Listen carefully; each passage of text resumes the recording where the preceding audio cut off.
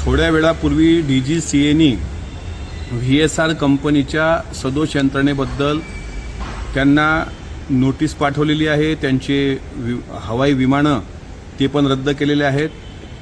गेल्या अनेक दिवसांपासून आमदार रोहित पवार हे DGCAच्या संदर्भामधल्या ज्या शंका महाराष्ट्र आणि देशाच्या समोर उपस्थित करताना दिसत होते त्यामध्ये तथ्य होतं हे या निमित्तानं दिसून आलं। आमचं म्हणणं असं आहे की DGCAला इतक्या दिवसानंतर जाग का आली। नंबर 1, VSR कंपनीची विमानं DGCAच्या परवानगीशिवाय उडू शकत नाहीत आणि अजितदादांसारख्या नेत्याच्या विमानाच्या बाबतीत जर इतकी असंवेदनशीलता DGCAला होती तर याचा अर्थ स्पष्ट आहे, अजितदादाच्या घातपातामागे DGCAचाच हात आहे असा आमचा सर्वांचा अंदाज आहे।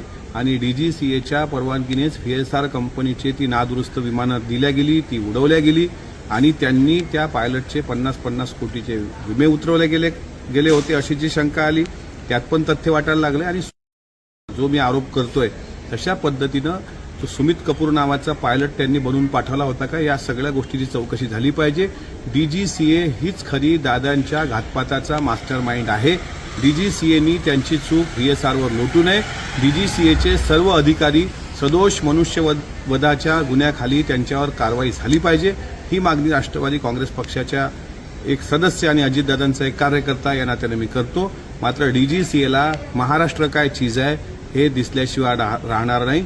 DGCAच्या अक्षम्य चुका आहेत, त्यांनी त्या चुका VSRवर लादल्यात आणि इतक्या उशिरा त्यांनी अहवाल पाठवला त्याबद्दल त्यांचा निषेध करावा तेवढा कमीच आहे।